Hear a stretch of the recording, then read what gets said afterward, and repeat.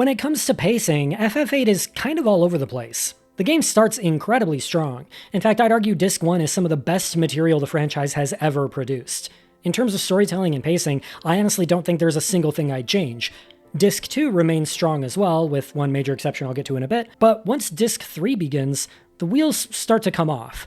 The storytelling, world-building, pacing, and overall progression all lose momentum, and they don't really recover until you're right at the finale. Over the years, we've learned a lot more about how Square operated during this period, and the more behind-the-scenes information that has surfaced, the clearer it's become that FF8 lost a substantial amount of planned content during development. The first two discs do an admirable job holding everything together, but Disc 3 is where the rushed production really begins to show. During Square's so-called Golden Age, Hironobu Sakaguchi was overseeing the creative direction of virtually every major project in the company. During this era, Sakaguchi reportedly insisted that projects stay within an 18-month development cycle. For the time, that wasn't entirely unreasonable. It kept teams focused and prevented games being constantly delayed by endless iteration and second-guessing. But it also meant ambitious projects were often forced to leave ideas on the cutting room floor. The most infamous example of this was probably Xenogears, whose second disc is perhaps best described as the video game equivalent of the last two episodes of Evangelion. You know, the part where they ran out of time and money for the animation, and so they just started putting storyboards on the screen. The other example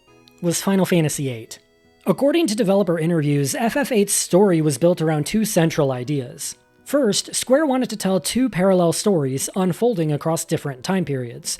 Second, they wanted to create what they described as the first video game love story. Both concepts survived into the finished game, but somewhere along the way, the narrative lost focus. To be honest, I'm still not entirely sure what FF8's story is even about, really.